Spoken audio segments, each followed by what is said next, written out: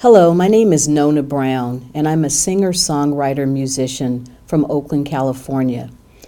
I decided to prepare this video in hopes of helping others who are dealing with breast cancer.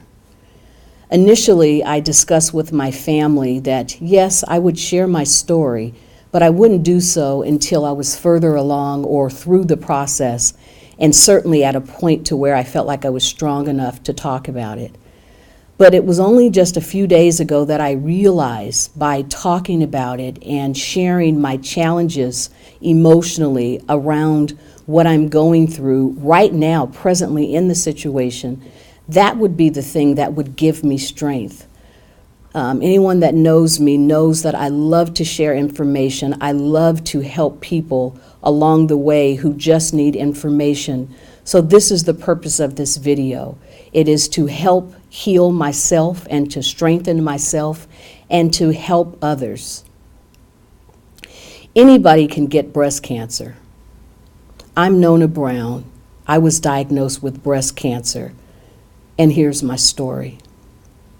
Before I get started, if I have any of my family members, close friends, or colleagues who are hearing this news for the first time, and I did not get a chance to personally advise you, please forgive me, and I would hope that you would understand. Let me take you back to April of this year. I went in for a routine mammogram. I've been doing so for the last 10 years. 3 weeks later, I received a phone call stating that I needed to come back in for a second look. I was not concerned about it at all because there are many times when you take a mammogram, it just takes a second one or they get a bad read or bad angle, so I wasn't alarmed at all. I called, rescheduled an appointment, and I went back, took a new mammogram, and the technician at that time told me to get dressed and to have a seat.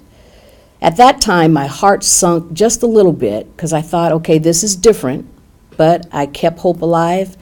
And I waited. And shortly after that, in walks a radiologist who asked me to come over and to look at the screen. What we were seeing on the screen in my right breast was about 5 little marks that kind of went in a shape like that. And he explained to me that this is what they call calcification spots. I'm not sure if that's the terminology that he used, but he said that they were calcification. They were white dots. I did not, prior to my exam, I did not feel a lump and have never felt a lump, but yet the mammogram picked up these spots. He indicated to me at that time that this is a pattern that they get concerned about because oftentimes this is an indication of breast cancer. He asked me to schedule a biopsy so they could be sure. He said there are cases to where the biopsy comes back negative or benign. So I still did not get extremely alarmed because you have to understand things have been going really well in my life. Opportunities had been coming, and I'm thinking surely all these things are happening just a few months before. I think it was January, February, I was on the red carpet at the Grammys, just having a blast, living my dream.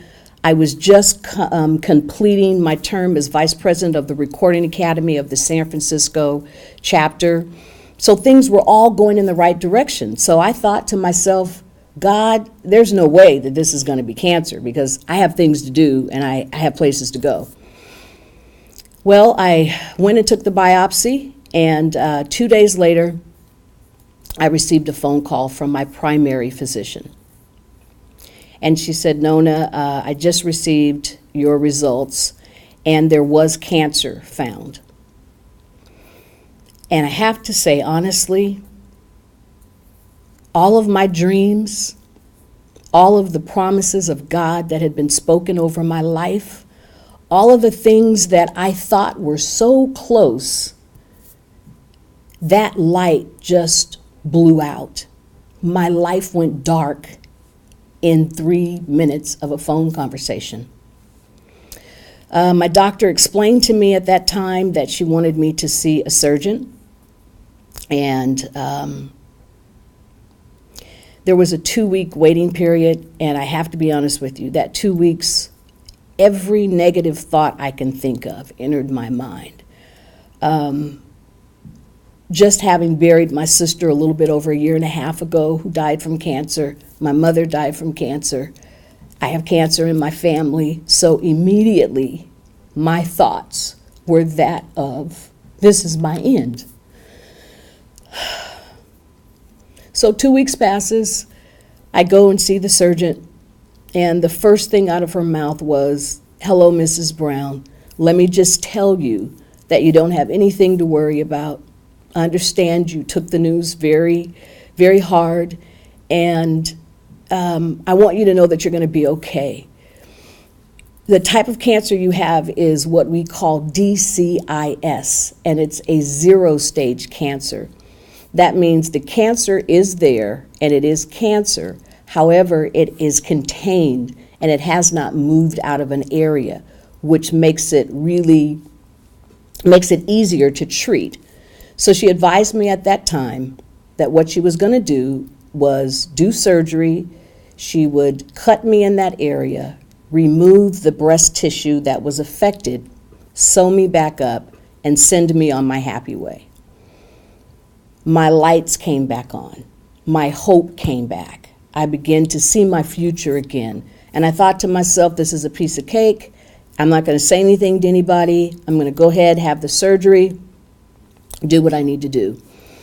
I informed her that at that time I was scheduled to take a trip with Edwin Hawkins and the new Edwin Hawkins Singers to Switzerland. We were going on tour. And I asked her, do I need to do the surgery before, or do I need to wait till I get back? She said, take your trip, have a wonderful time. The only thing I need you to do is to get all your blood work in preparation for the surgery, and I want you to get an MRI so I can take a better look, know exactly what area I'm going to operate on. Great. I'm feeling great. I'm preparing to go to Switzerland, have a ball with my peeps, and off to Switzerland I go. I come back, and at that time, I think it was June 15th was my surgery day. It was scheduled to be an outpatient. I show up.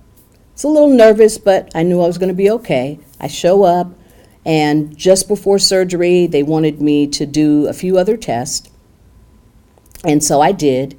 And just before I was going to go into the surgical room, or I think I was going to be prepped, in walks my surgeon, along with a technician, along with, I believe, a radiologist that was working that day at the hospital.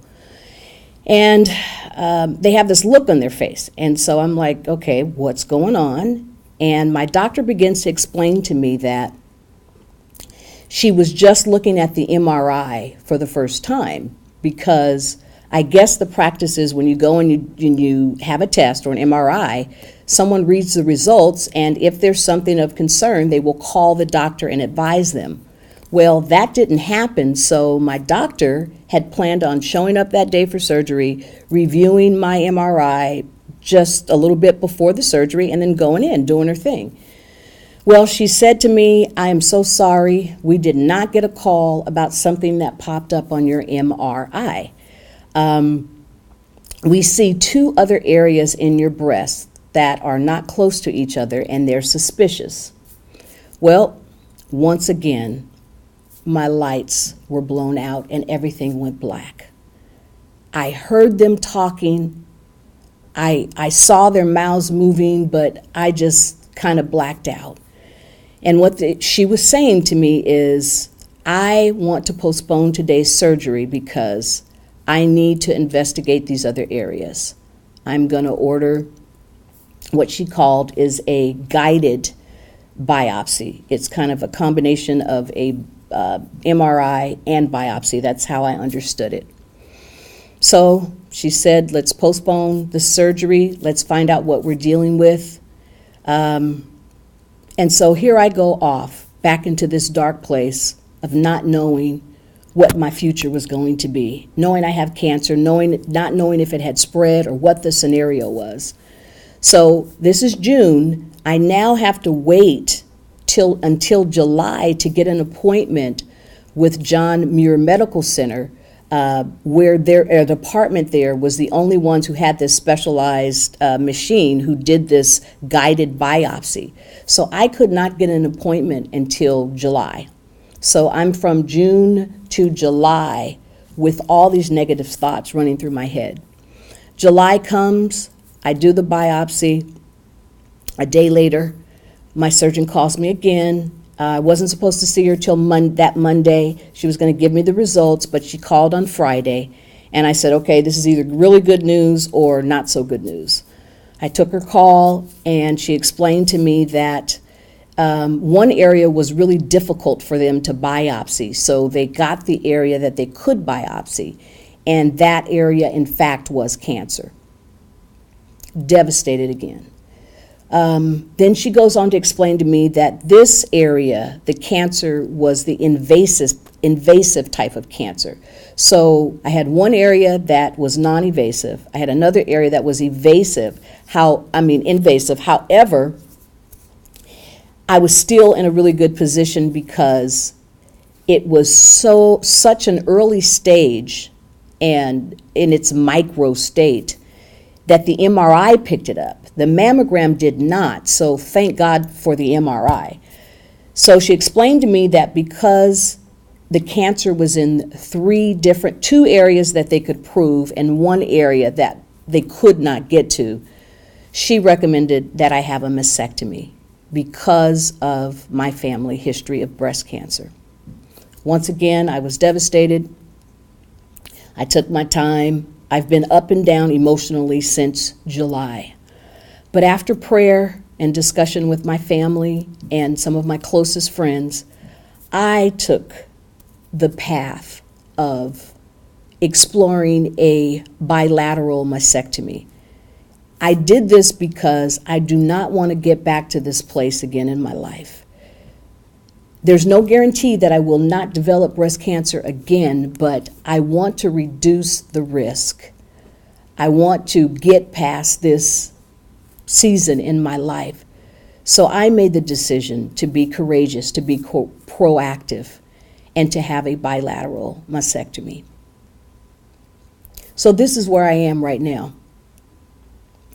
I'm very grateful to God that all of this was picked up in its most early stages through the mammogram and then through the MRI. But the reality is, I am very nervous about the surgery. I'm struggling emotionally about losing my breast. There are many emotions that are happening. But let me just explain what a bilateral mastectomy is. I thought in my elementary mind that they would just whack off my boobs and send me on my merry way. That's not what happens. A bilateral mastectomy is the removal of your breast tissue. So the surgeon goes in, she makes incisions on the sides of your breast and along the front part.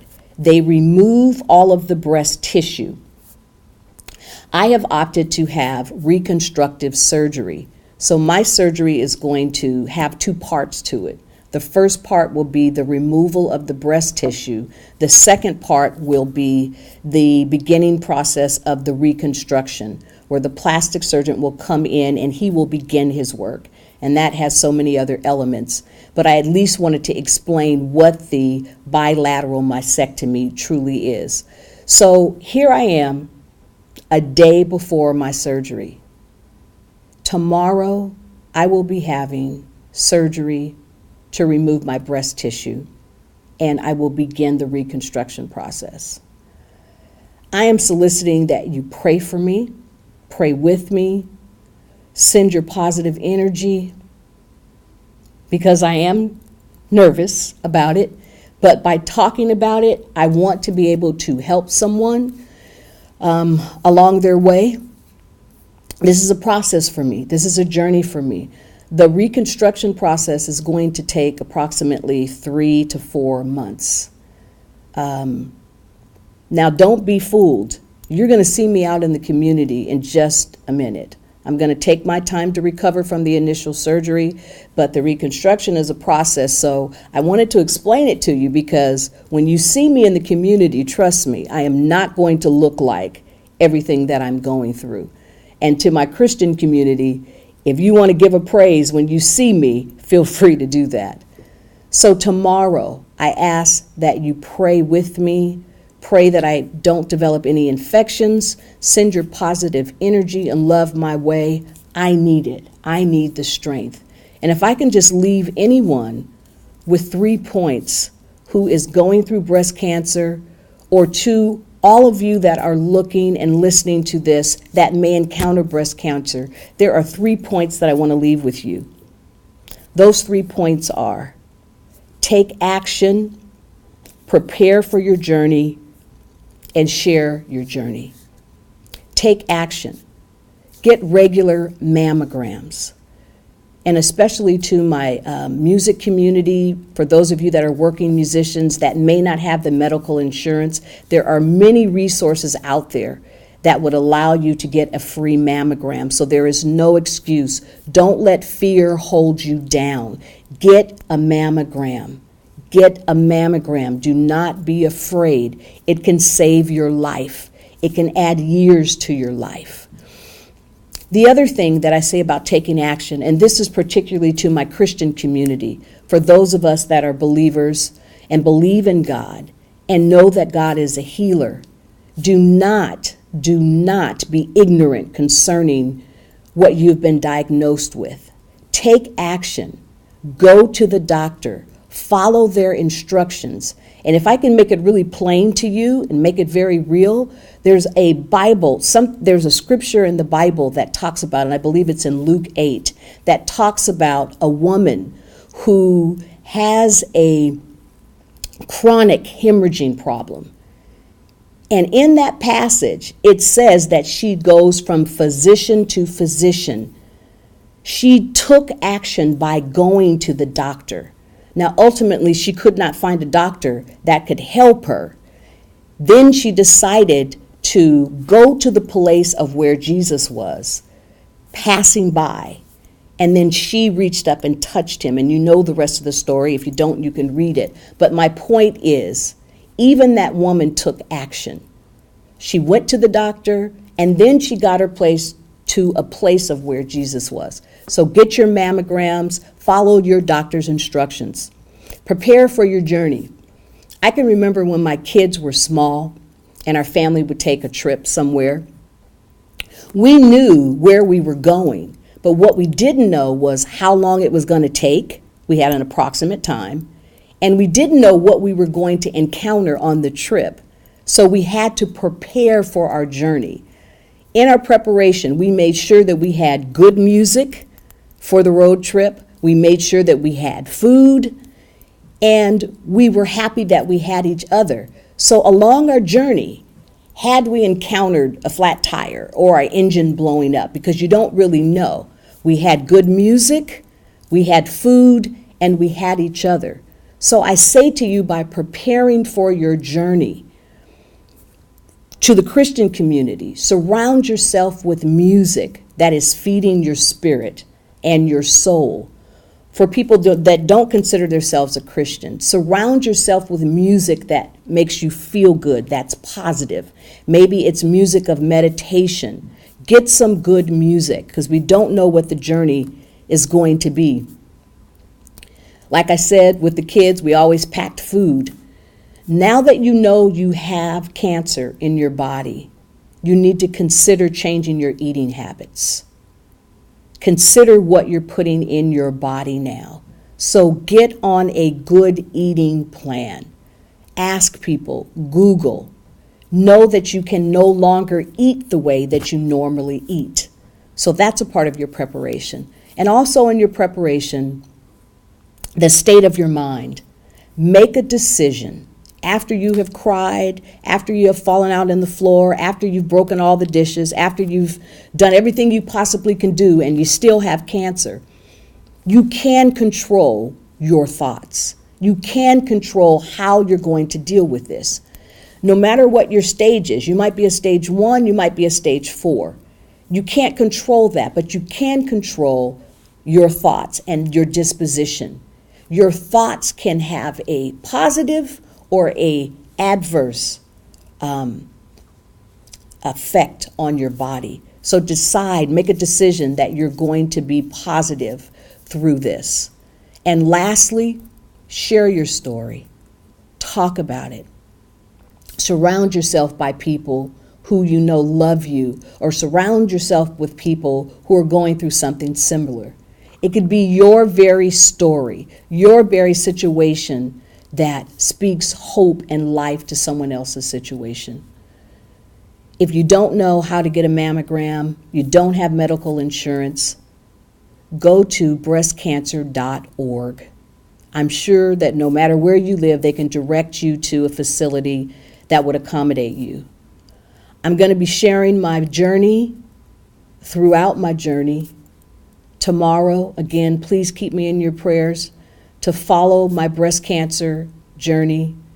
Please visit me at www.nonabrown.org, or you can follow me at Nona Lisa Brown on Facebook, Instagram, and Twitter. I'm Nona Brown, and I have breast cancer, and I'm more than a conqueror. Keep me in your prayers. God bless.